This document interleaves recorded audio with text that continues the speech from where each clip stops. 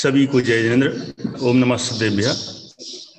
अभी यहाँ पर हम सभी के बीच चरणानुयोग के भक्ष के प्रकरण में अनेक लोगों को अनेक तरह की जिज्ञासाएं बनी हुई हैं और उन सभी जिज्ञासाओं के समाधान हेतु हम सबके बीच आदरणीय बाल ब्रह्मचारिणी कल्पना बहन जी यहाँ पर पधार चुकी हैं और उनसे अब हम यहाँ निवेदन कर रहे हैं कि श्रोताओं की अनेक जिज्ञासाएं हैं और उनके समाधान भी अपेक्षित हैं। मुख्यतः से चरणानुयोग के परिप्रेक्ष्य में, चूँकि श्रोताओं ने कुछ शंकाएं यहाँ पर भेजी हैं लिखित रूप में, तो पहले उनके समाधान के लिए निवेदन कर रहे हैं और उसके बाद जो भी अन्य श्रोता भी यहाँ पर उपस्थित हैं वे चाहें तो इन प्रश्नों के समाधान के बाद स्वयं ही प्रश्न कर सकते हैं। निवेदन करते हैं आदरणीय बहन जी से, यहाँ से प्रश्न बोले जाएंगे और आदरणीय बहन जी उनके समाधान करेंगी। सभी उनका लाभ लीजिए। जय जी। बहन जी, पहला प्रश्न है, जो नींबू का अचार रहता है जिसका बघार नहीं किया रहता, तो उस नींबू के अचार की मर्यादा कितनी? श्री वीतरागाय नमः। यदि आपने नींबू को खंडित करने के पहले धोकर के अच्छे से सुखा लिया है, यानी उसमें पानी का अंश रंच मात्र भी नहीं रहा, चाकू को भी अच्छे से सुखा लिया है, अपने हाथों को भी बर्तन को भी खूब अच्छे से सुखा लिया, अब इसके बाद आप उसके टुकड़े कर रहे हैं, किसी भी रूप में पानी रंच मात्र भी उसमें नहीं गिरने दिया, तो उसकी मर्यादा 6 घंटे की, यानी जूस है वो एक प्रकार का। जैसे अनार आदि के जूस थे, ऐसे वो भी जूस, तो 6 घंटे की मर्यादा। यदि आपने उसमें बघार दे दिया है और थोड़ा सा घी में तल जैसा गया है वो नींबू, तो फिर उसकी मर्यादा 24 घंटे की। उसी प्रकार बघार अकेला ऊपर से डालने से नहीं चलेगा, थोड़ा सा उसको घी में सेकना, जैसा सेकना कहें, तलना कहें, तो इस तरह का यदि हुआ है तो 24 घंटे की, अन्यथा 6 घंटे की। आंवले आदि की भी इसी प्रकार से? आंवला, कैरी, इन सब का इसी तरह से। बहन जी, ये 3 प्रकार के जो द्विदल बताए हैं, हाँ, उनका ग्रंथों में थोड़ा प्रामाणिक, यानी किस ग्रंथ में अच्छे से उल्लेख मिलेगा, सीधा ग्रंथ का नाम ऐसे? क्रिया कोश अपने यहाँ एक तो किशन सेन जी का है, एक दौलत राम जी का है, इनमें मिल जाएगा। इसके साथ ही रत्नकरण्य श्रावकाचार्य की वचनिका पंडित सदाशिवदास जी कृत, इनमें उल्लेख है। जी, कुछ लोग ऐसा भी कहते हैं कि आचार्य की बात प्रामाणिक रहती है और बाकी तो ये पंडितों ने टीकाएं की है, तो उनकी बात थोड़ी अप्रामाणिक ऐसे कहते हैं। इसमें ऐसा है, चूंकि पहले इस तरह की कोई रसना इंद्री की विशेष लोलुपता नहीं रहती थी, इसलिए आचार्यों ने इसका विशेष नहीं लिखा। रत्नकरण श्रावकाचार में बस मात्र 5 प्रकार के अभक्ष्य गिना दिए। अब इनमें क्या क्या आएगा ये नहीं गिनाया। अमित गति श्रावकाचार में कुछ विशेष गिनाया है, पर बहुत ज़्यादा विस्तार वहाँ भी नहीं है। क्यों नहीं है? क्योंकि श्रावक इतने आसक्त थे ही नहीं। उसके पीछे कई कारण हैं। सबसे पहला कारण तो ये कि उन्हें हर काम अपने हाथ से करना होता था, यानी बिल्कुल झाड़ू पोंछा से लेकर के चक्की आदि तक दालें दलने आदि तक, धान से चावल निकालने आदि तक सब काम अपने हाथ से करने पड़ते थे और सब काम दिन दिन में ही करने पड़ते थे। इसलिए बनाने के संदर्भ में अनेक अनेक प्रकार की चीजें उन्हें सूझती भी नहीं थी, इतना समय ही नहीं रहता था। आप भी स्वयं ऐसा अनुभव करके देखें, जिस दिन आपको स्वयं ये सब करना हो, यानी उसी दिन चक्की भी चलानी हो, मसाले आदि पीसने के लिए मिक्सर भी करनी हो, कदाचित मलाई हो गई हो तो उसका भी घी निकालना है, यानी कुछ ऐसे काम एक्स्ट्रा आ जाए, उस दिन आप रसोई में कितना उपयोग लगाते, कितनी चटनी बनाते। अब पहले के जमाने में तो प्रतिदिन के ये काम थे, यानी आज तो कभी कभी, पहले तो रोज चक्की चलती थी, क्योंकि हाथ चक्की होती थी और परिवार संयुक्त तो होता था, यानी 15-20 व्यक्ति तो प्रत्येक घर में एकदम सामान्य, और कदाचित 25, 30, 35, 50 तक। मैंने स्वयं अपने जीवन में बचपन में अपने घर में 50 व्यक्तियों की रसोई एक साथ बनते देखी है। जब इस भाव की आयु 10 वर्ष की हो गई थी तब फिर न्यारे हो गए। इसके पहले 5 पीढ़ियां एक साथ रही, 50 सदस्य थे घर में।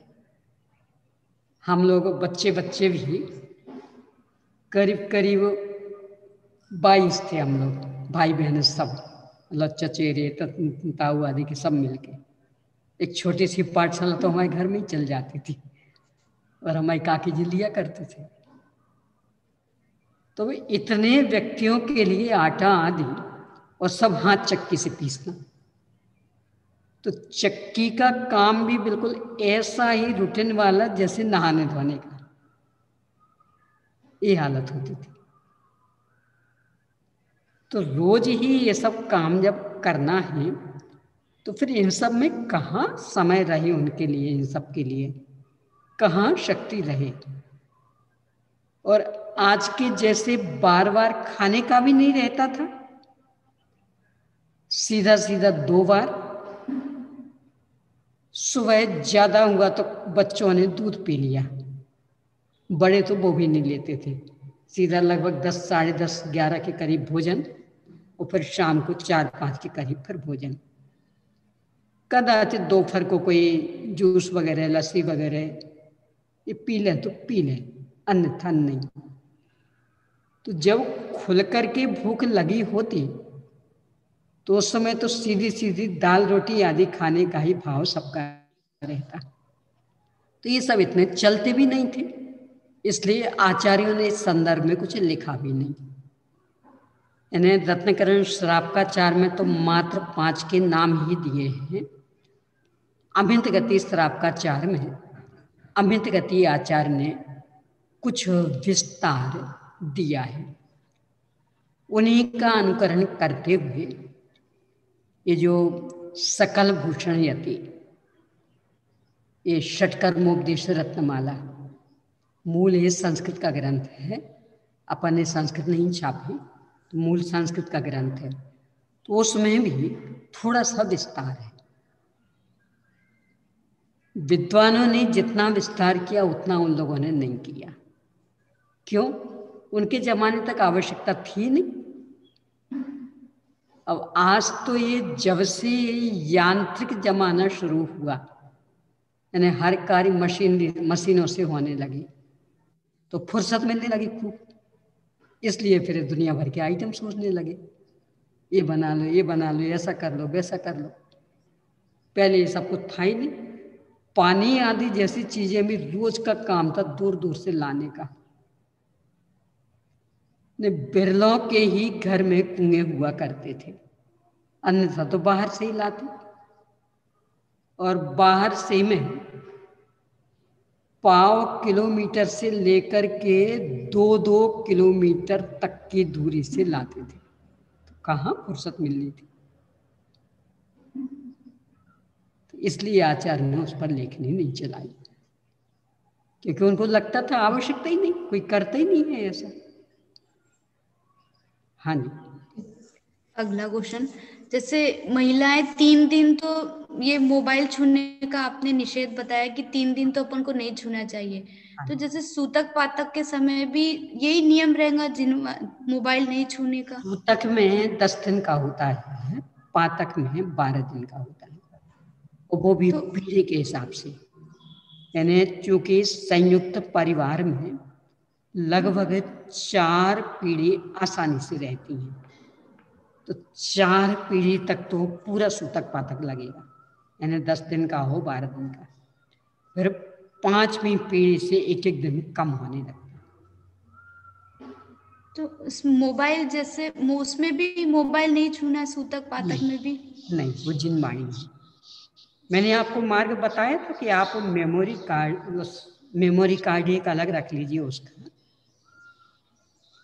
उसमें प्रवचन शास्त्र ये सब रखिए, कोई समस्या नहीं आएगी। देखो, अनर्गल जितना खर्च करते हैं उसमें एक मेमोरी कार्ड खरीदना कोई ज़्यादा महंगा तो पड़ता नहीं। कितना कितना अनर्गल खर्च करते हैं, यानी जूते चप्पल आदि कितने कितने के, और भी कितनी कितनी चीज़ें शो की अनर्गल। ये अपनी जिनवाणी की विनय करने के लिए एक मेमोरी कार्ड भी खरीद के रखें और उसमें सारा अपना भर के रखें। या बहन जी, या कोई अन्य चालू करके दे देवे तो सुन तो सकते हैं ना सूतक पातक में? सुन सकते हैं, अन्य कोई चालू कर दे तो सुन सकते हैं।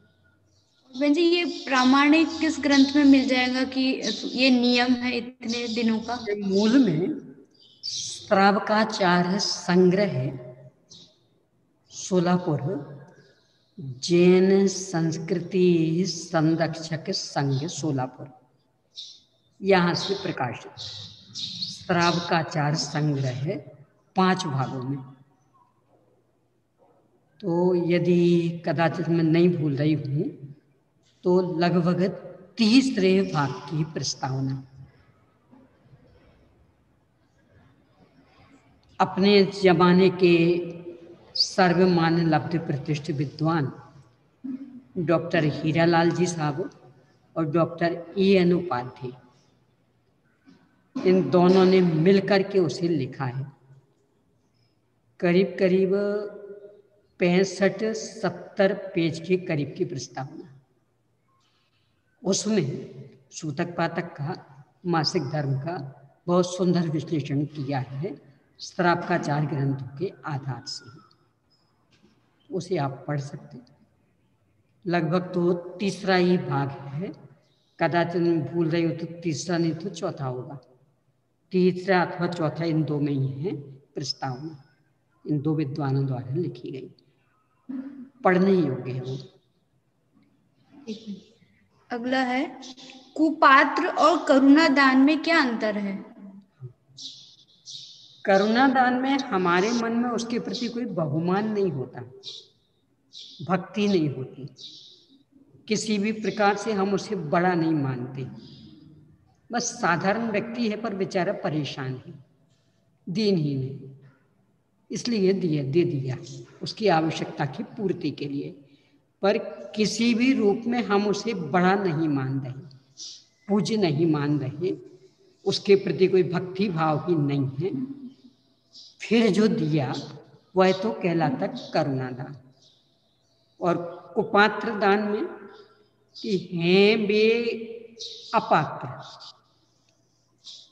यानी सम्यक दर्शन ज्ञान चारित्र में से किसी का भी व्यावहारिक रूप भी जिनमें नहीं देखा जा रहा, परंतु किसी दुराग्रहवश, किसी पक्षपातवश हमें उनमें पात्र का भ्रम हो गया, हम उन्हें बड़ा मान रहे, पूज्य मान रहे, उनके प्रति भक्ति का भाव है, श्रद्धा का भाव है, और इसीलिए फिर उनकी योग भक्ति वर्षी यानी नवधा भक्ति आदि वर्षी देंगे।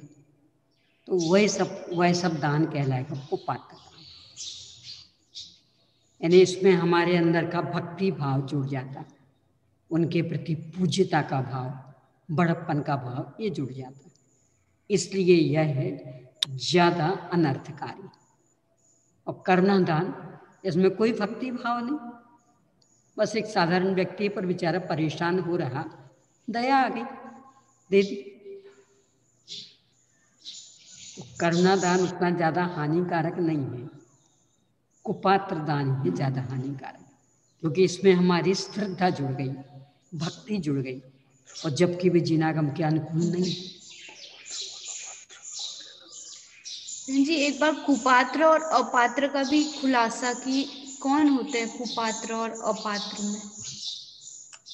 जिनमें सम्यक दर्शन ज्ञान चारित्र का व्यावहारिक रूप भी जिनागम के अनुसार नहीं देखा जा रहा, परंतु बाहर का कोई एक वेश, मान लो पूर्ण नग्न दिगंबर हो गए, अथवा इलक जी के वेश में कोपीन धारण कर लिया, अथवा छुल्लक जी के वेश में कोपीन और खंड वस्त्र धारण कर लिया, ब्रह्मचारी ब्रह्मचारिणी के वेश में सफेद वस्त्र धारण कर लिए, और बाकी कुछ भी जिनागम से मेल नहीं खा रहा, उनके प्रति जो हमारे अंदर भक्ति जागृत होगी, क्योंकि बाहर की नग्नता दिख रही, कपड़े परिवर्तित दिख रहे, कदाचित वाणी में भी दम हो, कदाचित ज्ञान में भी दम हो, शैली अच्छी हो, छाउक्ष में ज्ञान खूब हो, इससे आकर्षित हो गए। तो अब जो उनके प्रति भक्ति जागृत हुई, जो श्रद्धा जागृत हुई, जो उनके प्रति पूज्यपना जागृत हुआ, ये हमारा भाव कुपात्र, बेकुपात्र नहीं है, वे तो अपात्र है। और उनके प्रति जो हमारे मन में श्रद्धा जागृत हुई, जो एक बहुमान का भाव जागृत हुआ, ये हमारा भाव कुपात्र। और उस बहुमान से ग्रस्त होकर के जो उनके प्रति दान आदि दिया, उनकी बह्यावृत्ति आदि की, तो ये सब कुपात्र सेवा। अपात्र कि जिनमें सम्यक रत्नत्रय का कुछ है ही नहीं, तो हम उन्हें किसी भी रूप में बड़प्पन नहीं देते, हमारी श्रद्धा उनके प्रति बिल्कुल नहीं है, पर दीनहीन दिख रहे, आए हैं दरवाजे पर मांग रहे हैं, तो हमने करुणा बस दे दिए, तो ये अपात्र। यानी उनमें सम्यक रत्नत्रय का व्यवहार भी रंच मात्र नहीं दिख रहा, यानी नग्न दिगंबर दशा भी नहीं, कोपीन और खंड वस्त्र, ये सभी कुछ नहीं है। ब्रह्मचारी ब्रह्मचारियों के हिसाब से जो एक विशिष्ट वेशभूषा, वो भी नहीं है, पर आए हैं मांगने। तो ठीक है, एक मनुष्य तो है, अपने पास है सामग्री, कर दे इनकी आवश्यकता की पूर्ति, तो ये हमारा भाव अपात्र संबंधी दान का भाव। ये जो अपन गरीबों को जो ट्रेनों में अपन को मिलते हैं, यदि अपन उनको दे देते, वो अपात्र में जाएगा। पर अब इसमें एक विवेक, कितने ही लोगों ने भीख मांगना अपना धंधा बना लिया है। चाहे जब उनका भंडाफोड़ होता है, उनके नाम से बैंक बैलेंस करोड़ों करोड़ों रुपयों के, और बाकी समय में मेरे को 7 व्यसनों में लगे हुए हैं, और रेलगाड़ी आदि में भीख मांगते। तो उस समय अपने को बहुत विवेक चाहिए कि वास्तव में इसको आवश्यकता है कि इसका धंधा हो गया है। इसलिए चाहे जिसको ऐसे दस्ते चलते तो बिल्कुल नहीं देना। हाँ, अपन घर में हैं और घर में कोई आया है तो पूरी जांच पड़ताल करके, देखो रास्ते चलते की भी एक परीक्षा की जा सकती है। और रेलगाड़ी में भिखारी भीख मांग रहा, आप उससे कहें क्या करोगे रुपए का, कि बहन बहुत भूख लग रही है, भोजन करेंगे, तो लो हम देते हैं तुम्हें भोजन, नहीं देता वो। नहीं लेते। इसका मतलब वो उसका धंधा है। यानी यदि भूख लग रही तो हम दे रहे ना, वो वही जो हम खा रहे हैं, यानी बिल्कुल स्पष्ट कि इसमें कुछ गड़बड़ नहीं, और तो भी वो नहीं लेता। और कभी कभी तो उल्टी फटकार भी लगा के तो चला जाता मुंह बना के। इसका मतलब वो उसका धंधा है। तो ऐसी कई चीज़ों में छोटी छोटी सी बिंदुओं के माध्यम से अपन परीक्षा कर सकते हैं। मेरा तो इसमें भाव यही है कि रास्ता चलते तो देना ही नहीं किसी को, यानी रेलगाड़ी में किसी को नहीं देना। क्यों? क्योंकि रेलगाड़ी में जो भी मांगने आएंगे नियम से अधिकांशतः धंधेवाद, उन्हें सब पता रहता और इसलिए मुंह देख करके मांगते हैं। हाँ, अपन घर में बैठे हैं और कोई अचानक आया तो आप जांच पड़ताल करिए उसकी, पूछिए।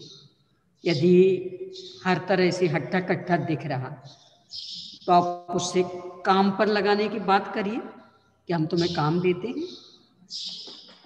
यदि वास्तव में वो मजबूर होगा तो भीख लेने की अपेक्षा काम पर लगना वो जल्दी स्वीकार कर लेगा,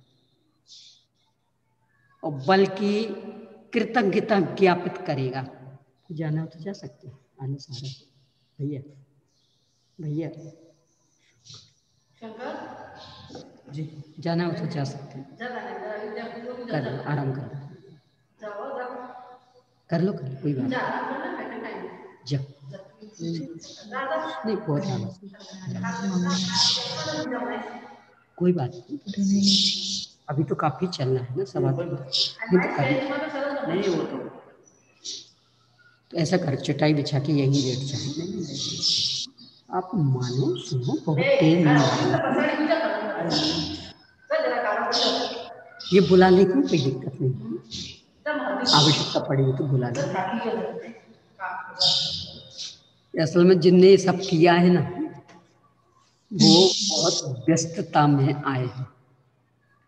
खेती किसानी है, घर पे गए हुए थे, दौड़ते दौड़ते अभी आए हैं, तो काफी हारे थके हैं, ये उनके कर लो। हाँ, तो वास्तव में यदि वो मजबूरी का मारा होगा, आप उसे कुछ काम बताएंगे, भले छोटे मोटे ही सही, वो भीख लेने की अपेक्षा काम करना तत्काल स्वीकार कर लेगा और कृतज्ञता ज्ञापित करेगा कि आपने हमारी समस्या सुलझा दी।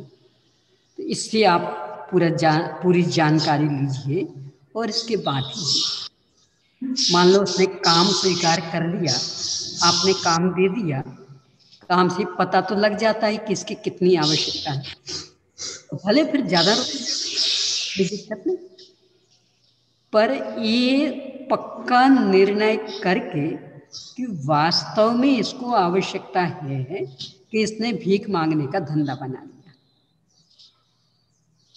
ये निर्णय किए बिना बिल्कुल नहीं देना। और यदि अपन अंतस्तल से ये निर्णय रखेंगे कि हमें अपने धन का सदुपयोग ही करना, तो निर्णय करने में कोई ज़्यादा असुविधा नहीं जानी। थोड़ी सी बातचीत से, उसके पहना ओढ़ाव से, उसके बोलने चालने के रुख से, उसके एक दूसरे के प्रति किए जाने वाले व्यवहार से परख हो जाती है। न चाहे जिसको रास्ते चलते बिल्कुल नहीं देना। सवाल ये नहीं है कि सब 1 रुपया दे दिया तो हमारा क्या बिगड़ा, सवाल इसका नहीं है। सवाल जो वो उसका दुरुपयोग करेगा, अकेला आलसी ही बनता है इतना ही नहीं, साथ इसमें में उलझते हैं, गद्दारी करते हैं, पूरी अपनी संस्कृति नष्ट करते हैं। और इतना ही नहीं, बच्चों को उड़ा करके जानबूझ करके उनके हाथ पैर तोड़ करके और इसमें लगाते थे। कितनी बड़ी हानि अपनी।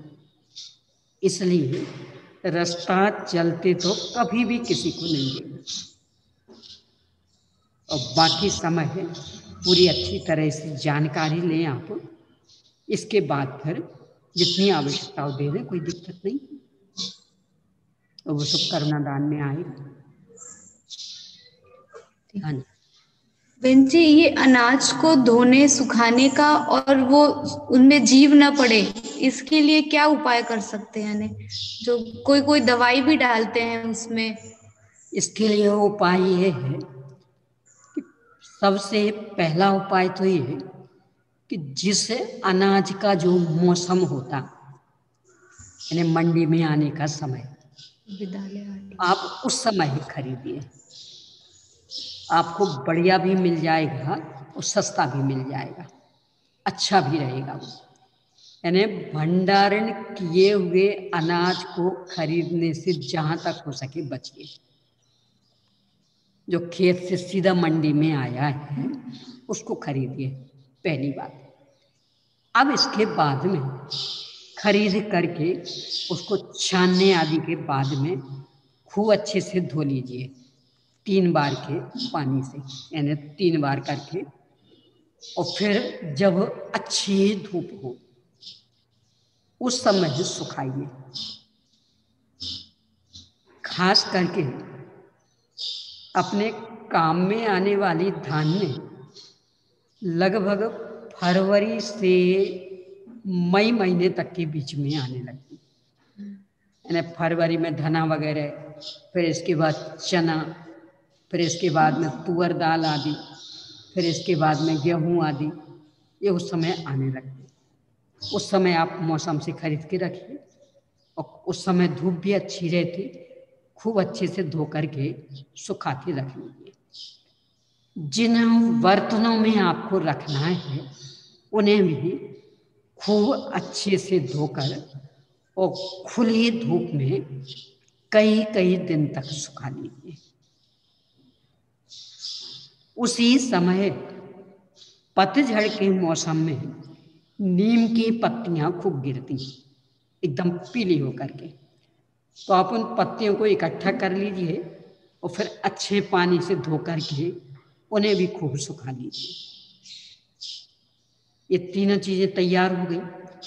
अब जैसे जैसे आपका सामान सूखता जाए खूब अच्छे से बीन करके और पुनः एक बार सुखा के, क्योंकि अपने हाथों से भी वो चीजें पची जाती हैं। आप बिना धोए बीनोगे तो बीनने में समय शक्ति ज्यादा लगेगी, क्योंकि उस समय तो मिट्टी आदि भी रहेगी उसमें।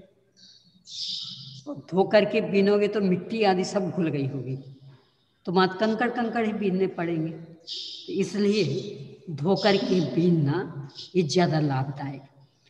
पर बीनने के बाद पुनः एक बार उसको सुखाइए अच्छे से, क्योंकि अपने हाथ से वो पसीज जाते हैं। तो एक बार पुनः सुखाइए, और इसके बाद कमरे में ही आप फैला लीजिए जहाँ धूप नहीं आती हो, तो खूब अच्छे से वो ठंडे हो जाए। यानी सुखाया हुआ तत्काल मत भरिए, उसको खूब अच्छा ठंडा हो जाने दीजिए।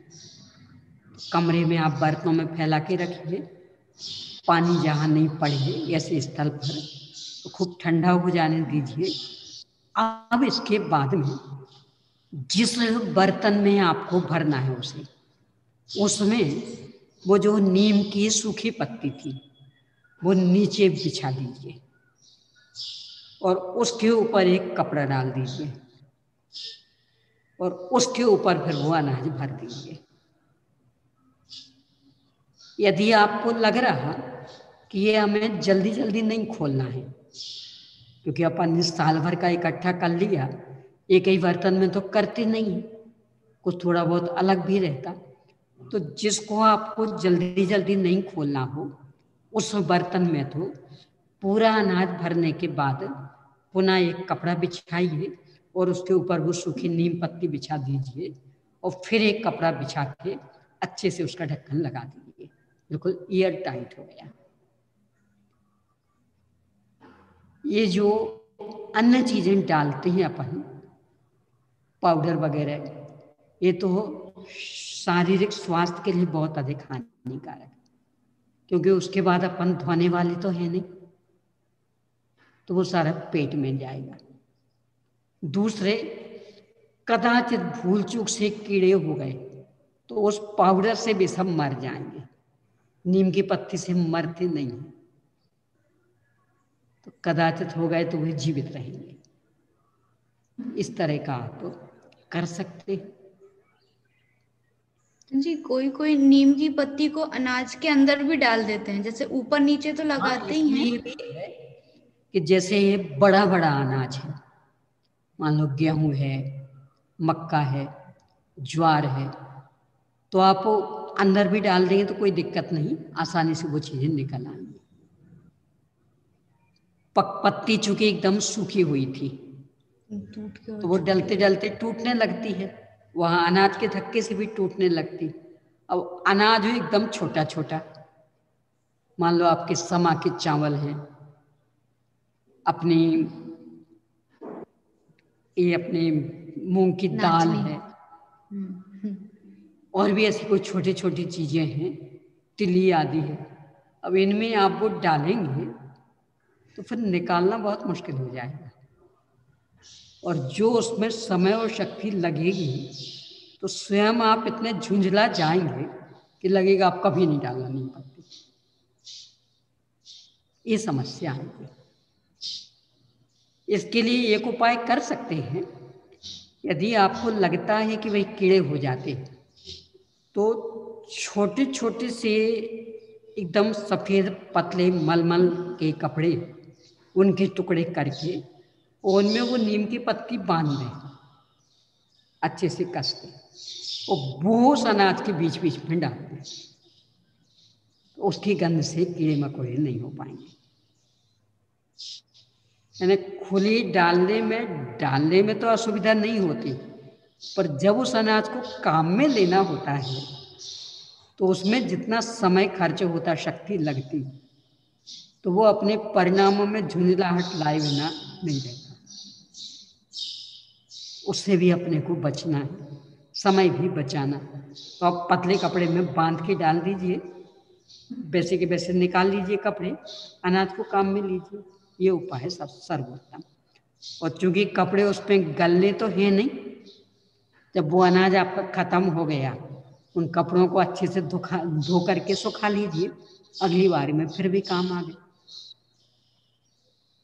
पर कपड़ा पतला हो, यानी जिससे उसकी गंध निकलती रहे, और प्योर सूती, प्योर खादी का हो तो सबसे बढ़िया। कदाचित खादी नहीं हो तो भी प्योर सूती तो होना ही चाहिए। इस तरह से सुरक्षा हो जाती है। बहन जी, अनाजों में तो अपन को साक्षात मिट्टी गंदगी दिखती है, जैसे लेकिन कुछ चीजें हैं जैसे जिनका कलर भी उड़ जाता है, जैसे सौंफ हो गई, धने हो गए, काली मिर्च, लौंग, इनको धोते हैं तो बोलते हैं धोने पर उड़ाने में ही फायदा है। क्यों? क्योंकि वो कृत्रिम कलर थे, यानी जो धोने पर निकलता है ना, वो जो उन्हें कृत्रिम रंग डाले थे, जो कि स्वास्थ्य के लिए बहुत अधिक हानिकारक थे, तो वो तो निकल जाने में ही फायदा। और आजकल चूंकि हर चीज का निर्णय हम आंख से करते हैं, यानी देखने में कैसा लगता है, तो वे लोग भी इसका फायदा उठा रहे हैं, तो हर चीज पर कृत्रिम रंग डाल देते हैं। कितने ही तो अलग से कृत्रिम रंग घोल के उसमें उस सामान को डाल के फिर निकाल के सुखा देते, ऊपर से आपको एकदम रंग वाला दिखेगा। और बेरंग सारे केमिकल्स के, यानी अशुद्ध भी और शारीरिक स्वास्थ्य के लिए महाहानिकारक। इसलिए इन चीजों को तो मैं तो ये कहूंगी कि आप 3 बार ही नहीं, इन चीजों को तो 4 बार धोइए। यानी धना, सौंफ, जीरा, काली मिर्च, लौंग, इन चीजों में ज्यादा उपयोग करते हैं ये लोग। मिर्च, तो इन चीजों को तो 4-4 बार धोइए, पूरा रंग निकल जाने दीजिए। इसके बाद अच्छे से सुखा लीजिए और फिर भरिए। रंग का चक्कर अकेला हिंसा का पोषक ही नहीं है, अनेक अनेक बीमारियों को बढ़ाने वाला है। इसलिए रंग का चक्कर हमेशा खत्म करना। तो बहन जी अपन ऐसा समझे कि जो 4 बार सूखने के बाद उनका कलर आया है वो ही उनका ओरिजिनल कलर है। ओरिजिनल कलर है वो ओरिजिनल, और बाकी सब कृत्रिम था। देखो ये प्रयोग कर सकते हैं आप। सौंफ वगैरह आप पहली बार धोना और उस पानी को लेके सूंघना, तो अकेली वो सौंफ की गंध नहीं आएगी, एक और अलग तरह की भी गंध आएगी। वो कृत्रिम रंग की गंध, एकदम जहर।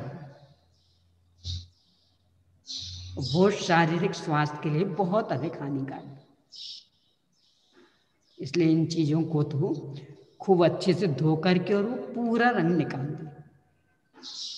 बस इतना करना, उसको पहली बार खूब अच्छे से रगड़ रगड़ के धोना, दूसरी बार उससे कम, तीसरी बार उससे कम, और चौथी बार मात्र पानी में डाला और जल्दी से निकाल दिया, तो असली रंग उसका सुरक्षित रहेगा। पौष्टिक तत्व में कोई वो नहीं कि धुलने के बाद खत्म हो गए इसके पौष्टिक तत्व, कोई अंतर नहीं पड़ना,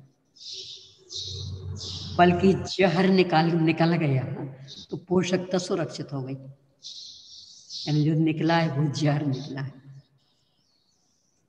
ठीक है बहन जी, जैसे आपने मिट्टी के और लकड़ी के बर्तनों को बताया, एक बार में प्रयोग लेना फिर उनको अलग कर देना। तो लेकिन अपना जो चकला बेलन है जिस पे अपन रोटी बनाते हैं, तो वो तो बार बार वही प्रयोग में लेते, वो तो अपन अलग नहीं कर पाते ऐसे।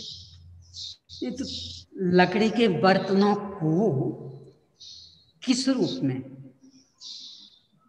यानी वो यदि पानी आदि सोख रहे हैं तो फिर द्वारा काम में नहीं लेना। चकला बेलन का आपको पता हो, आजकल तो वैसे पत्थर के भी चलने लगे हैं, धातु के भी चलने लगे हैं, तो वो समस्या खत्म हो गई। पहले जब लकड़ी के चलते थे तो उनको धोने की पद्धति आपको पता हो, यानी बिल्कुल साफ दिख रहा है तो भी वो पानी में डुबो करके रख देते थे थोड़ी देर को, इसके बाद धो, क्योंकि आटा तो गीला उसके ऊपर से बेला गया, तो कदाचित थोड़े बहुत अंश अंदर गए होंगे, तो शुद्ध पानी में उसको डुबो दिया, वो पूरा निकल जाएगा। इसके बाद रगड़ के धो के फिर सुखा दिया। बिल्कुल साफ दिखता तो भी ये नारियल की केसर मतलब जटे, अथवा फिर कोई कोई तो राख लगा करके अच्छे से मांज करके ही धोते, तो वो सारा पुराना निकल जाता। इस तरह से उनको धोया जाता, चकला बेलन इस तरह से। बहन जी वो जो आजकल मार्बल के चले हैं वो भी प्रयोग में ले सकते हैं? हाँ मार्बल के ले सकते, और धातु के भी चले हैं, स्टील के भी, पीतल के भी, सब धातु के आते। ठीक, अगला क्वेश्चन है, कई बार जागृत अवस्था में हमने जिन अभक्ष पदार्थों का या अनुचित क्रियाओं का सेवन कभी नहीं किया, परंतु यह बहुत समय पहले यम नियम पूर्वक लेकर छोड़ दिया, स्वप्न में वो सेवन आदि की घटनाएं हो जाती है, तो हमें उसका दोष लगता है? उसके प्रायश्चित का कोई विधान है? ये घटनाएं क्या हमारे अगले भव का संकेत हैं? स्वप्न विज्ञान के बारे में आगम का स्पष्टीकरण बताइए। दोष लगता है इसलिए कि संस्कार के बिना ऐसे स्वप्न नहीं आते। अभी भले अपन ने छोड़ दिया, पहले उसका सेवन किया, और पहले का मतलब मात्र यही भाव नहीं, और पहले भी अनादि से ही अपन न जाने किस किस भाव में सेवन किया होगा, वहाँ का वो संस्कार, इसलिए दोष लगता है।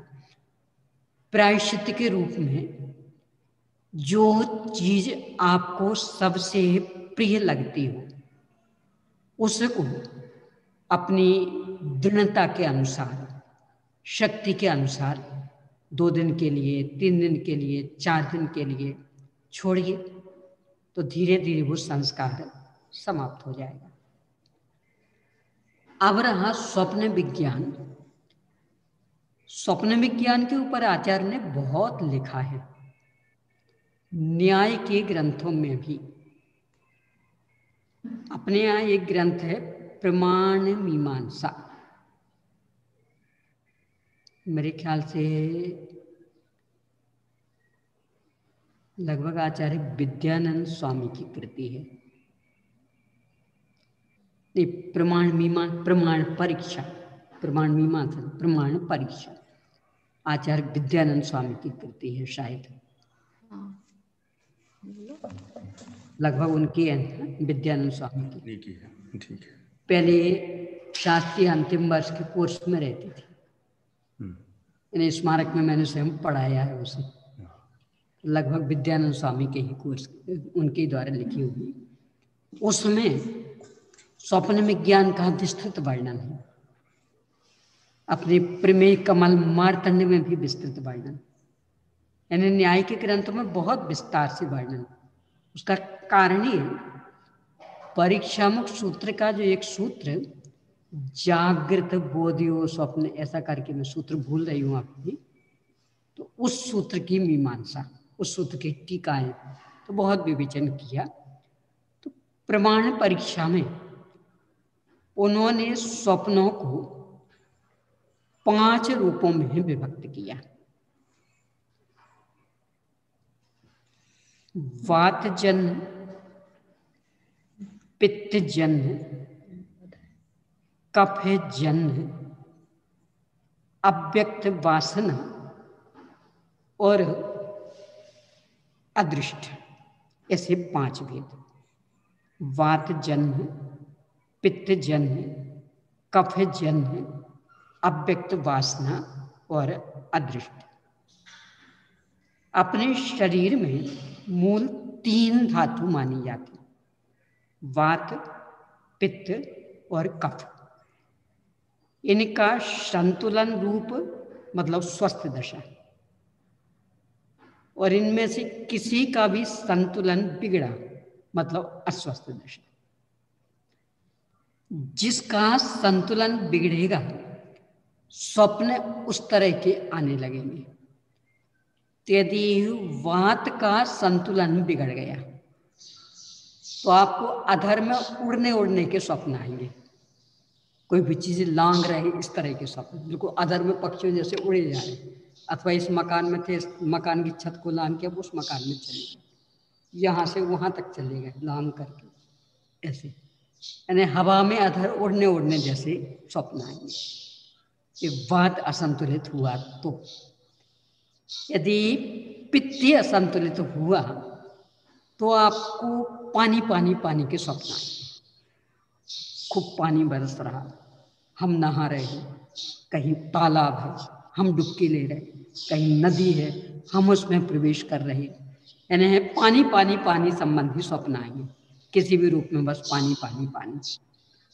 यदि कफ बिगड़ गया है तो आपको अग्नि संबंधी स्वप्न आएंगे।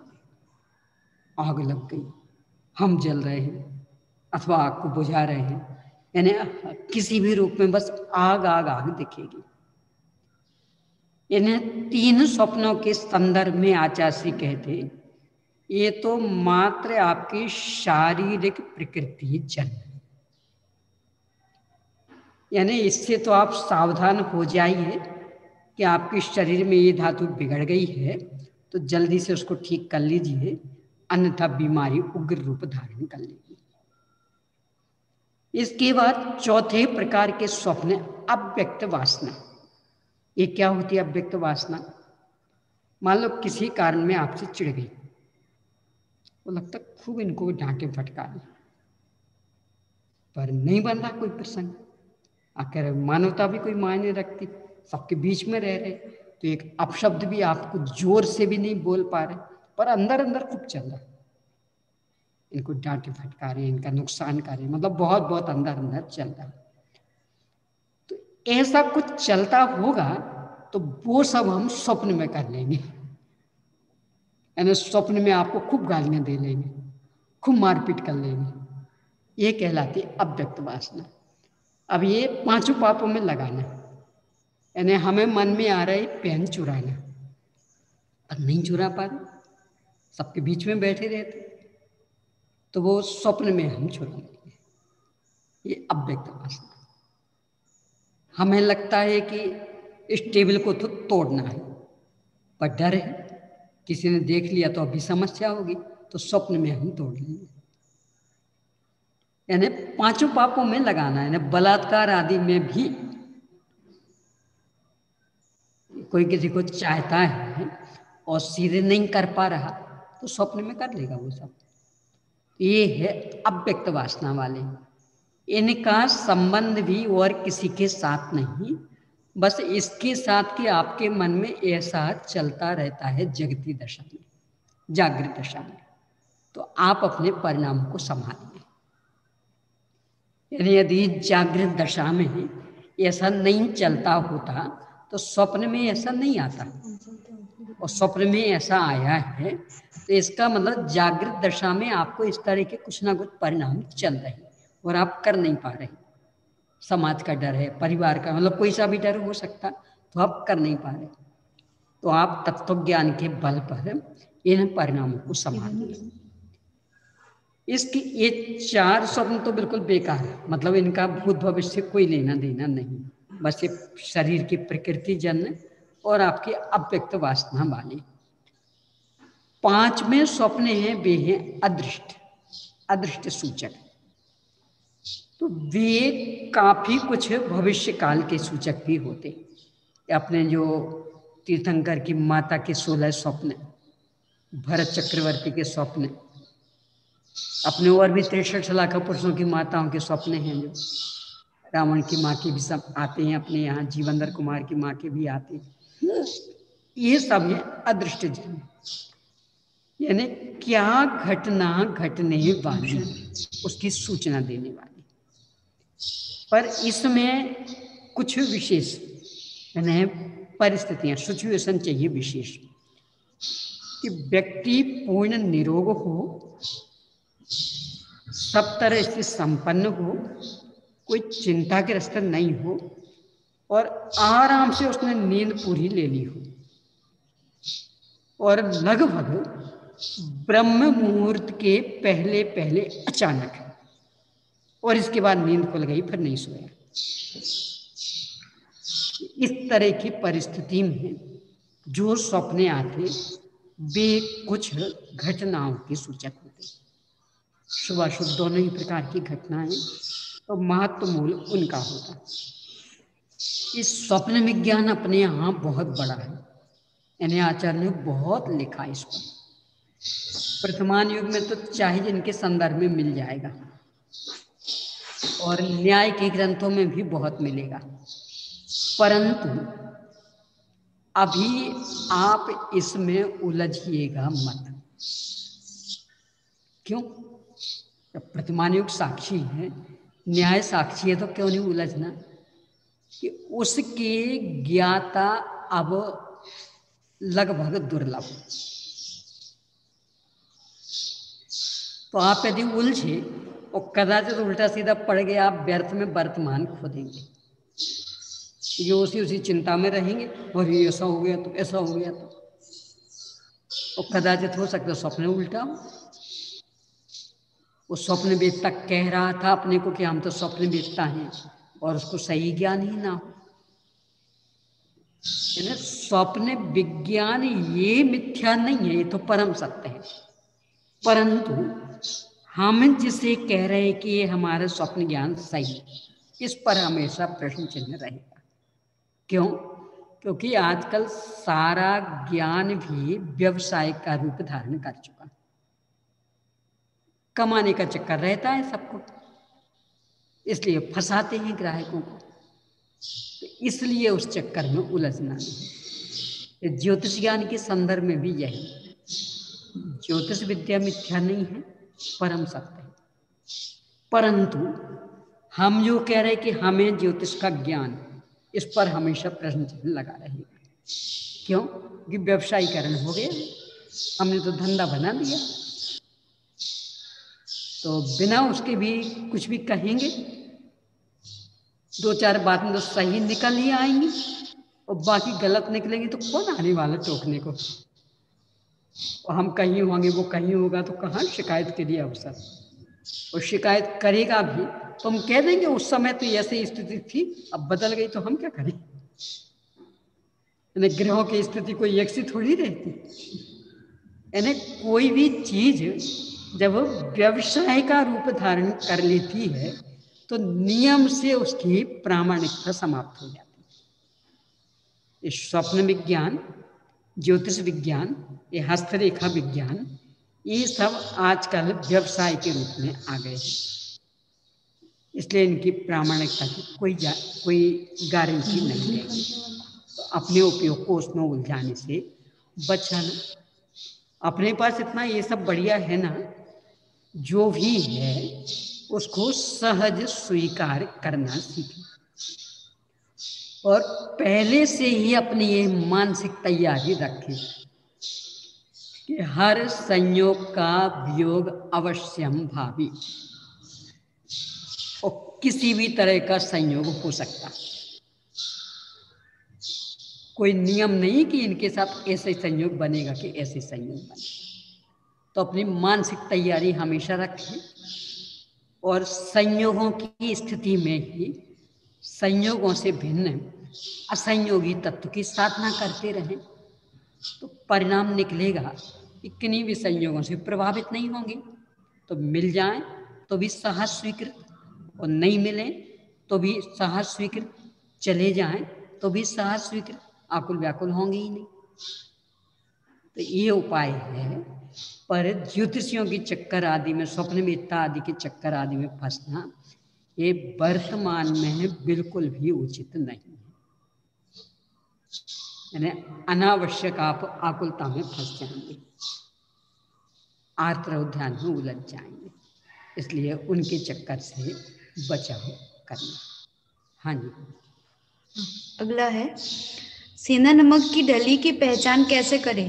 कई बार समुद्री नमक भी डला मिलता है, साथ में ऐसे।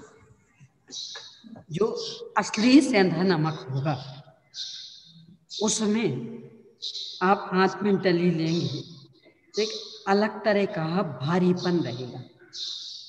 समुद्री नमक में वो भारीपन नहीं रहता, एक बात। दूसरी बात कि थोड़ा सा एकदम फीका गुलाबी, पीसेंगे तो बिल्कुल सफेद रहेगा, पर ऐसा इकट्ठा देखेंगे जैसे पानी का होता ना, जैसे अंजलि में लें तो बिल्कुल सफेद रहता, और इकट्ठा भरा हो तो जैसे नीला नीला हो। अंजलि में लेते हैं, घड़े में रखते तो नीला नहीं रहता। ऐसे ही वो नमक भी कि आप इकट्ठी डली देखेंगे तो ऐसा लगेगा जैसे एकदम फीका गुलाबी जैसा है। पीसेंगे तो गुलाबी नहीं निकलेगा, बिल्कुल सफेद रहेगा, और डली में इकट्ठे में वो दिखेगा, तो उससे पहचान हो जाती।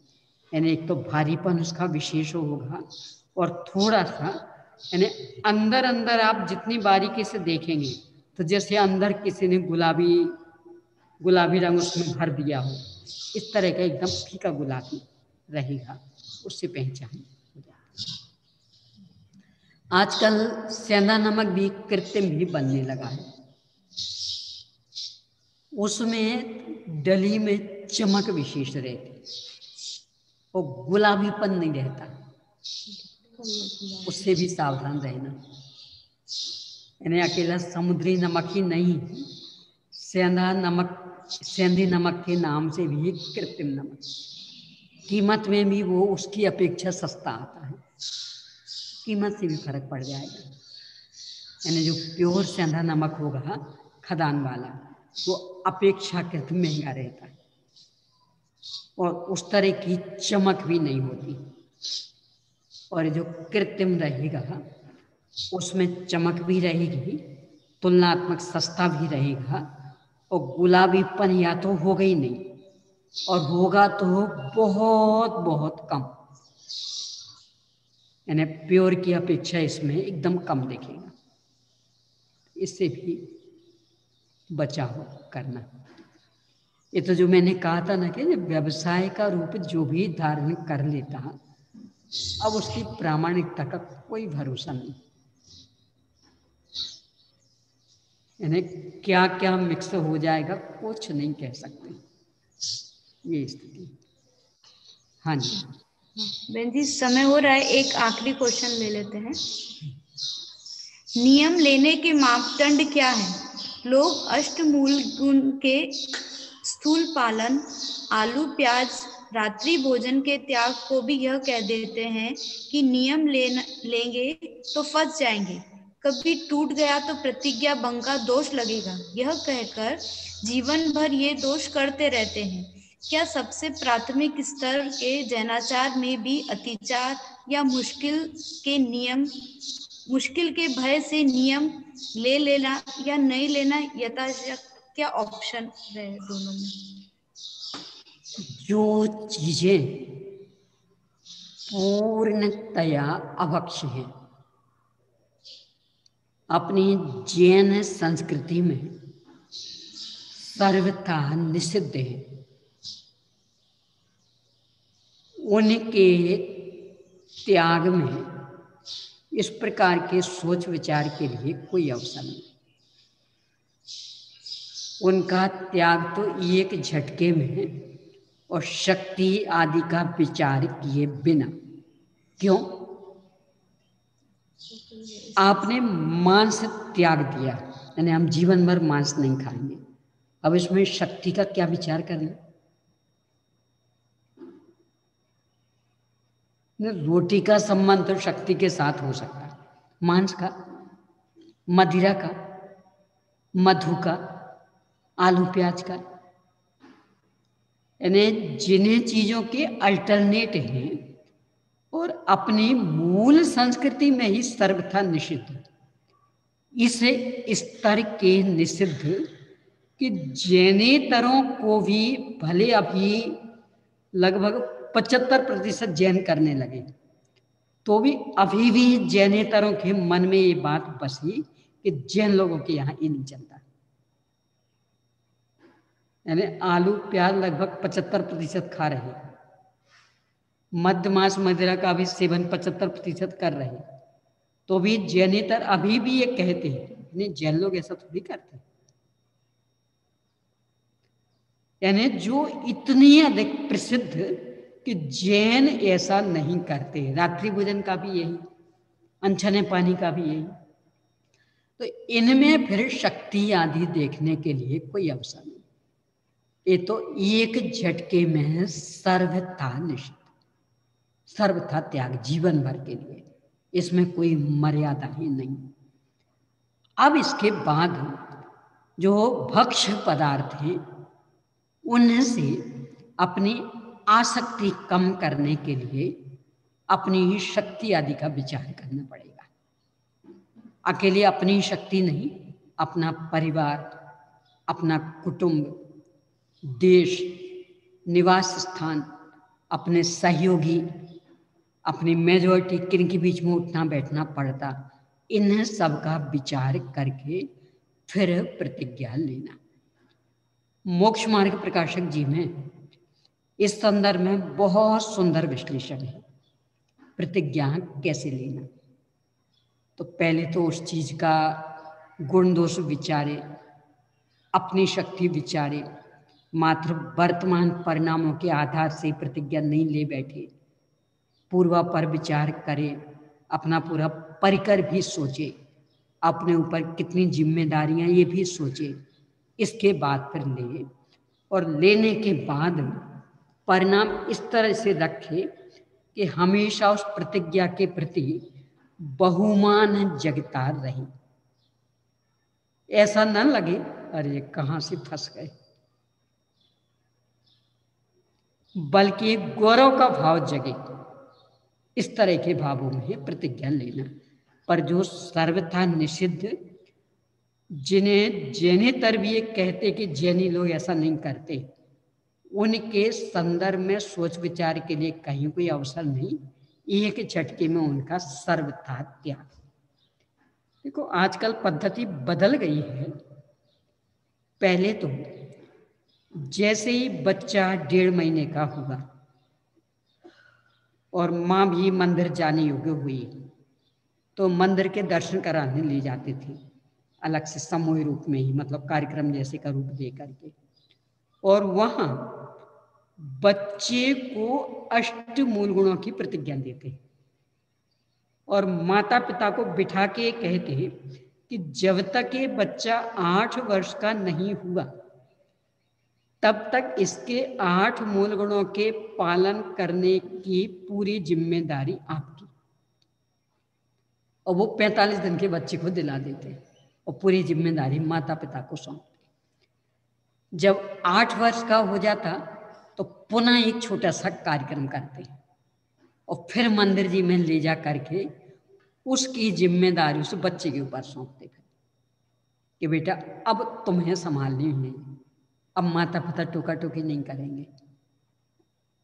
तो 8 मूल गुणों के पालन में था मध्यमास मधु का त्याग, रात्रि भोजन का त्याग, खास करके रात्रि भोजन में पानी आदि की छूट रखते थे, मतलब पान वाले पदार्थों की छूट।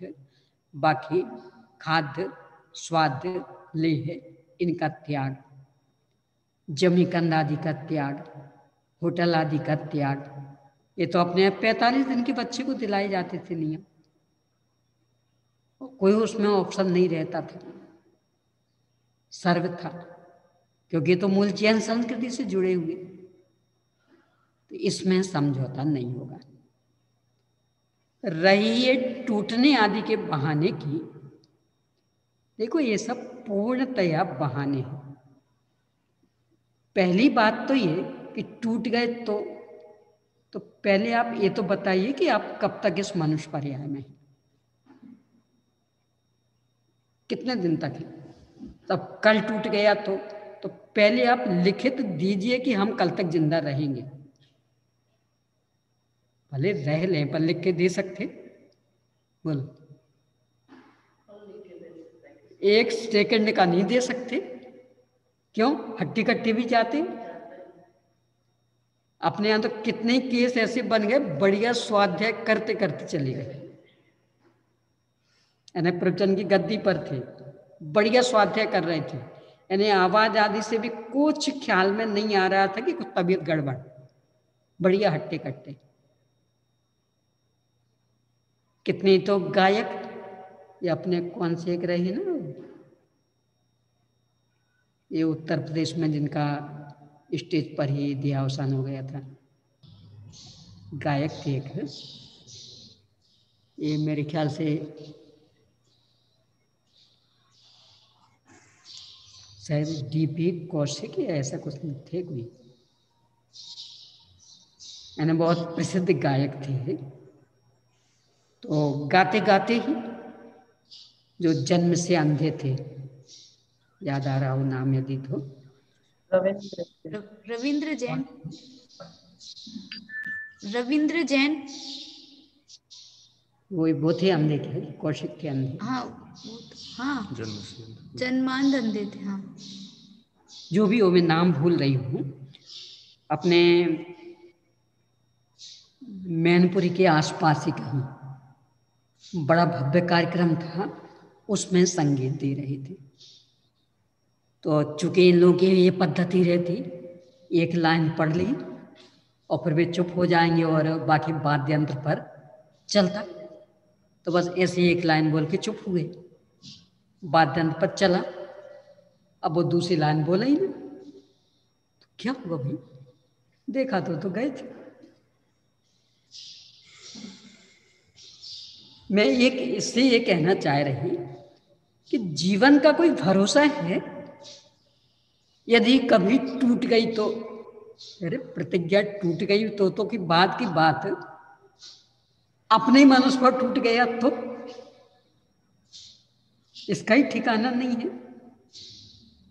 इसलिए जो चीजें संपूर्ण जैन संस्कृति में सर्वथा निषिद्ध और जिनके संदर्भ में जैनेतरों के मन में भी ये विश्वास कि जैन लोग ऐसा नहीं करते, उनके संदर्भ में सोच विचार करने के लिए कोई अवसर नहीं। 45 दिन के बच्चे को ही उस समय प्रतिज्ञा दिला देना और 8 वर्ष तक माता पिता निभाएं और इसके बाद फिर उसके ऊपर जिम्मेदारी सौंपें। और बड़ों के जिनके नहीं हो वे तत्काल ले लें।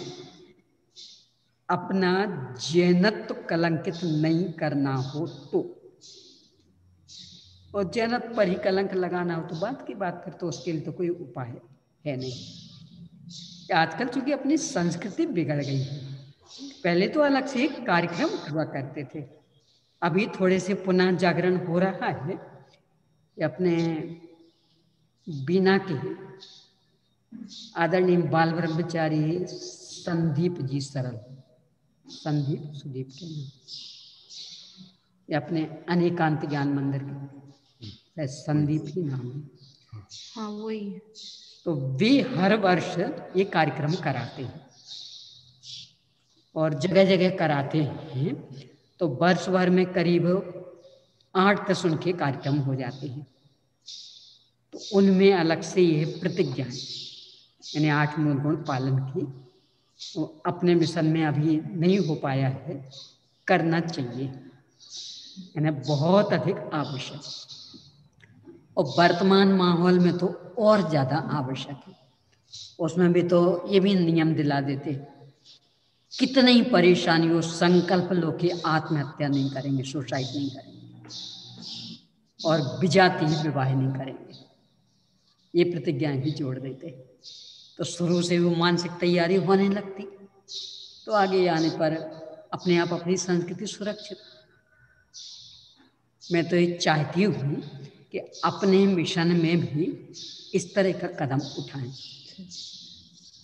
अपना ज़्यादा भी नहीं है वर्चस्व, तो जो जिस संस्था से जुड़े हुए उस संस्था में जिनका नया प्रवेश होता, तो उस समय पहले दिन ही, जैसे वो परिचय का करते हैं, तो उस पहले दिन ही 8 मूल गुण वाला भी कार्यक्रम होना चाहिए पहले दिन ही। यानी जैसे प्रवेश हुआ वो परिचय का कार्यक्रम रखते, उसमें ही ये भी कार्यक्रम, और उसके साथ ये 2 प्रतिज्ञाएं और कि विजातीय विवाह नहीं करेंगे और आत्महत्या नहीं करेंगे, ये होना चाहिए अपने मिशन में भी। देखो, जो अच्छी चीज है उसको स्वीकार करने में ननुनच नहीं करना। गलती जितने जल्दी सुधार लें उतना बढ़िया है, क्योंकि आत्महत्या वाली घटनाएं अपने मिशन में भी घटने लगी, या अंतरजातीय विवाह भी घटने लगा। तो बचाव का यही सर्वोत्कृष्ट उपाय है कि कम से कम संस्थाओं में तो जो भी बच्चे आए पहली साल ही, पहले दिन ही, तो परिचय के दिन ही ये सब भी कार्यक्रम उनका कराएं और प्रतिज्ञाबद्ध उनको कर दें। हो गया समय तो बहुत, 3:10 हो गए। चलिए, आज समय पूरा हो गया और बहुत सारी जानकारियाँ हम सभी को यहाँ पर प्राप्त हुई हैं, और भी अभी 2 दिन लगातार और इसी तरह के शंका और उनके समाधान होते रहेंगे। अभी भी कुछ प्रश्न 2-4 बाकी हैं जिन्होंने भेजे थे, इनका समाधान कल होगा। और आप लोगों को भी अभी भी जिज्ञासाएं हों तो कोशिश करें लिख के भेज दें ग्रुप में। कदाचित नहीं बन पाता है तो फिर उनका नंबर यहाँ पर आएगा, लेकिन वो बाद में आता है, तब तक समय भी हो जाता है कई बार, इसलिए कोशिश करें लिख के भेज दें। और फिर उसके बाद यदि प्रश्न समाप्त हो जाते हैं तो आपको बाद में अवसर मिलेगा। और इसी तरह से आज अपना यह है शंका समाधान का कार्यक्रम यहाँ पर ही पूर्ण विराम ले रहा है। पुनः कल 2 बजे से 3 बजे तक मिलेंगे। थोड़ा सा समय से पूर्व 5 मिनट पहले आप सभी पधारें, जिससे सारे प्रश्नों के समाधान मिल सकें। आज थोड़ा सा कुछ लेट हुए तो सबको समाधान नहीं मिल पाए होंगे, इसलिए समय से पधारें। और इसी भावना के साथ विराम लेते हैं। बोलिए द्वारका जिनवाणी माता की जय जय हो सभी को।